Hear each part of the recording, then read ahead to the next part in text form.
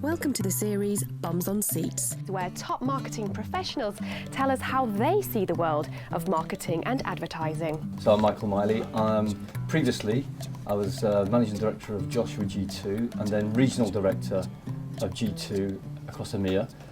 So an agency guy, and now currently Global Brand Director and Vice President for Brands at Douwe Egberts Master Blenders, a coffee and tea company with global reach. And quite a big change back onto the client side. So, what kind of health do you think marketing's in? That's a good question. I think rather than the health of marketing, it strikes me as marketing used to be quite simple. I think now it's much more complex, and I think it's a bigger challenge for marketeers. I mean, as many people have said, at one stage, a Procter & Gamble brand manager could reach 70% of their audience via a TV spot. It's impossible now. Things have changed, things are more complex, but with that comes a greater challenge. So I think marketing is probably in the best health it's been because it can really make a difference nowadays, I think. Wow.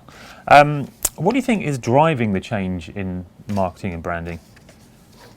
I think there's a fundamental change in the way consumers digest and absorb and relate to brands. Once upon a time, I'm sure you remember them, it was about protecting your brand values, building brand equity, like a little fortress around your business, and protecting it and growing it and driving it.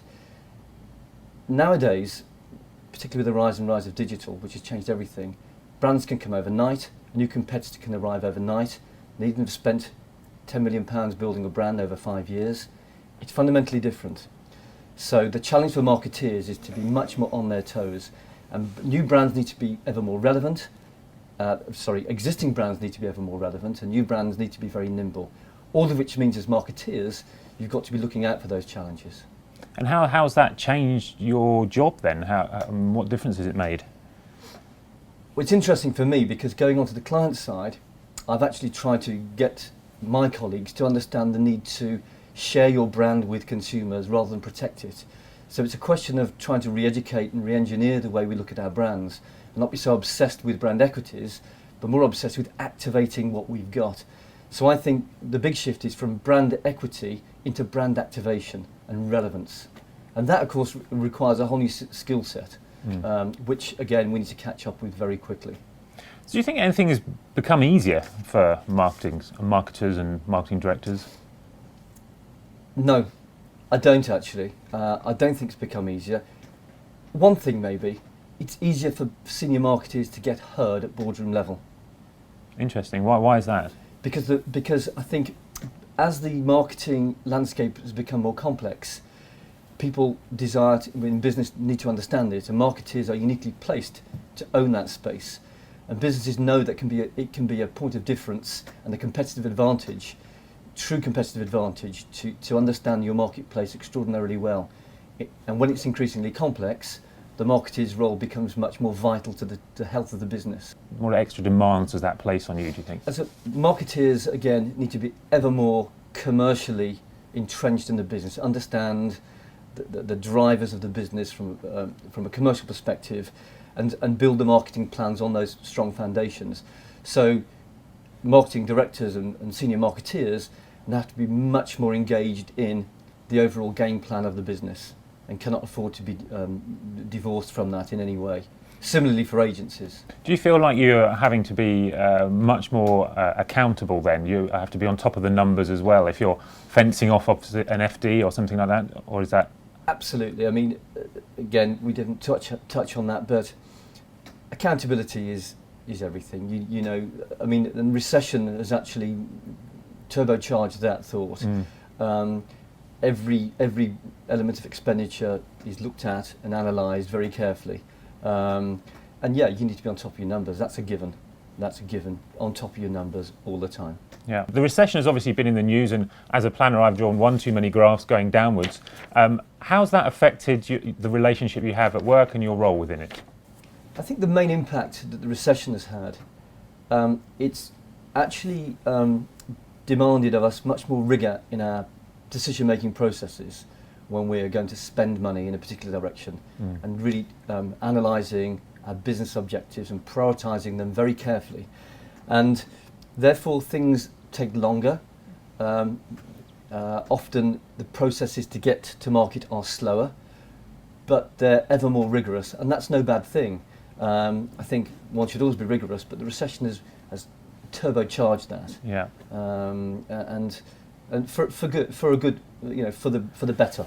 So, thinking about the recession, do you think that there's extra pressures that's brought about has encouraged businesses and particularly marketing departments to think of maybe short-term tactics and quick wins rather than keeping an eye on the bigger brand picture? I mean, you work for an FMCG brand, where your brand is your life. Have you found yourself having to compromise in any way, or not?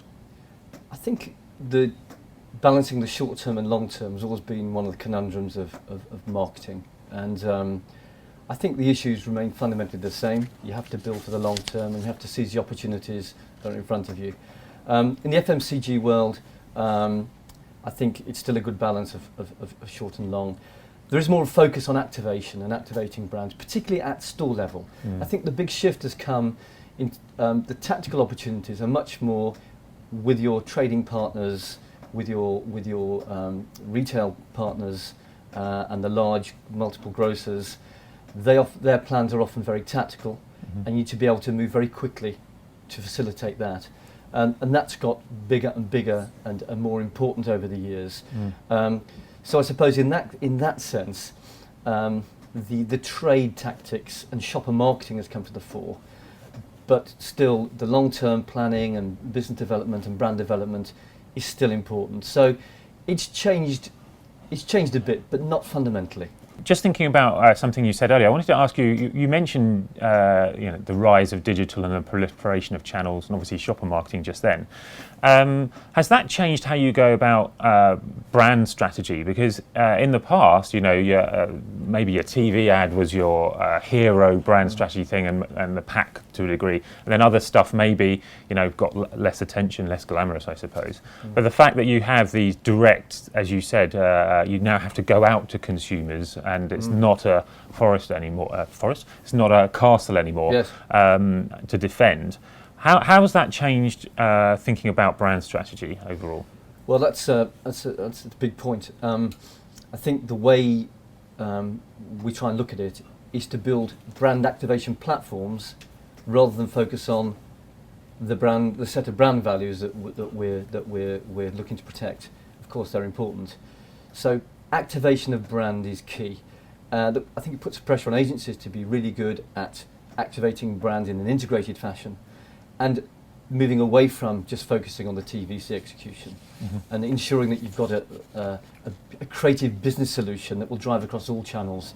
So it's fundamentally changed that we look at brands. One of my key roles is working with different markets to activate the brands. How do we get those brands activated? And what communications devices do we use to do that? So it's a big change. There was a time when brands used to talk to you from above, down below. Brands now need to sit beside you and talk to you on your terms, and that's fundamentally changed. So that, of course, puts in a whole new way of thinking when you're developing brands and thinking about brands. And it's a challenge because people have got used to protecting brands. And it's very understandably why, because brands have a cost on the balance sheet of a business, and there's a caution in terms of allowing consumers in, but that's the way forward. You mentioned agencies a minute ago. How's your relationship with them had to change? How has that dynamic developed? The one thing that we're asking more and more of agencies is to be true business partners, and I often talk about creative business solutions. So the focus is away from just creative solutions to creative solutions that understand the business context they're working in. And so we demand more of agencies. We demand more senior people at the table, that people understand business. And increasingly we want to buy senior talent around the table. Not so much interested in the agency machine, because that arguably is commoditized and can be bought any way you like. But the primacy of thinking and business understanding is what we're asking more and more from our agencies. And that challenges the existing agency model in many ways. but that's the way it is, and you see it all the time now. And it's the right thing. Pay for people, not for the big building they sit in. Very interesting. So with that, how do you go about procuring agencies then? How do you, when have you been impressed and when do you feel like you've been let down? Well, having recently gone through a whole global agency search in the last 12 months, I think it's all about doing the diligence of seeing all the partners you think can work with you. So there are no real tricks to that apart from doing the groundwork. What always impresses is a senior, consistent team at the table. Nothing more, nothing less. You buy people. And agencies, I think increasingly some of the best people are outside of traditional agency constructs. So it's about finding the talent to bring to your business. So as simple as that. And do you think agencies are responding to this demand? Do you think they're... In part, I think it's very difficult. Businesses have been built over years with big structures, big networks, lots of real estate. And it's quite difficult for them to be, a lot of network agencies to be as nimble as they need to be. But they're rising to it, they're rising to the challenge. I think the bigger issue is integrating their offerings, where you've got the traditional below the line, above the line, and the rise of shopper. It's looking for agencies who truly understand the integrated context, and senior people with integrated thinking will win the day. Probably in a smaller operation. Yeah, I think clearly the bigger famous agents are fantastic. They have a role to play. If you're a big telephone company, you've got a global thing, you need that machine. There are hundreds of other agencies. What do you think's the future for them? How are they going to survive? I mean, first of all, to say you're absolutely right.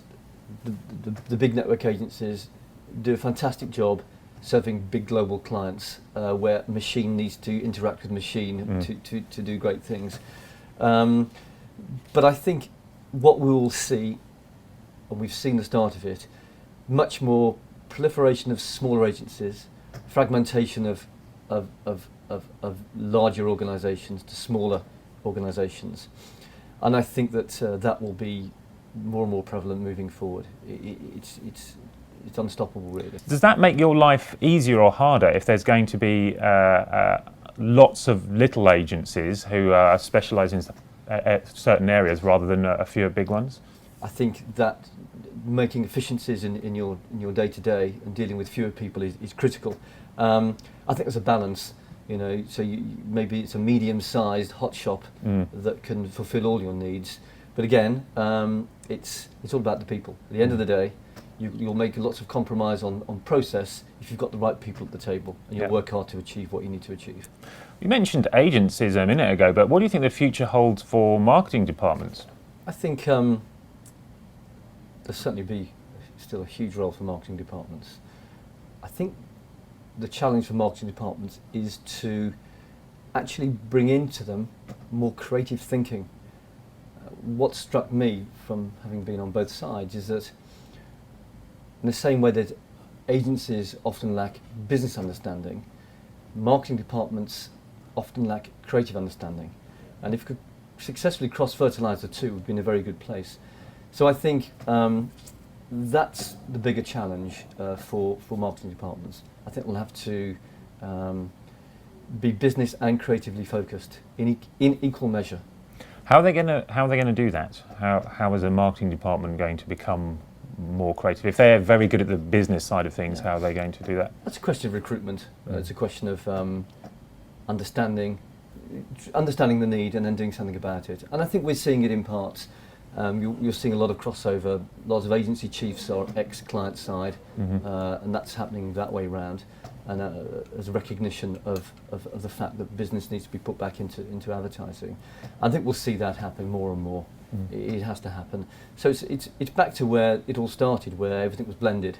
Yeah. There was no discipline chop up, everything was marketing. So I think we'll getting back to solutions, which is a good thing. And you already said you think that marketing as a whole is getting more important within organisations. Its voice at the table has got a bit louder. You see that continuing?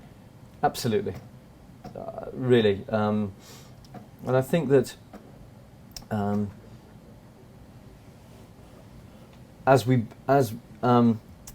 think I talked earlier about the landscape of marketing being complex and needs to be well understood in order to drive business through the multiple channels, and I think that will continue. That will definitely continue, and I think that marketeers will have to become more sophisticated. Yeah, that's the truth of the matter. Yeah, I'd like to ask you a question which is, I suppose, a bit closer to my heart, which is, how do you feel about co-creation and crowdsourcing? Multiple people being involved in single briefs, all of that kind of stuff. Have you had any experience of it? Is it something that you're ready to embrace yet, or is it? How do you feel about it? Given that ideas can really drive great ideas, can drive great business. The need to trawl for great ideas has never been more important.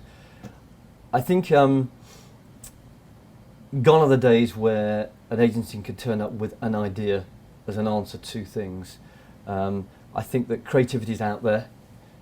People have never been more creative, and capturing that and being able to harness that is a really, really important. So I buy that totally. We've used it in various projects at Douwe Egberts.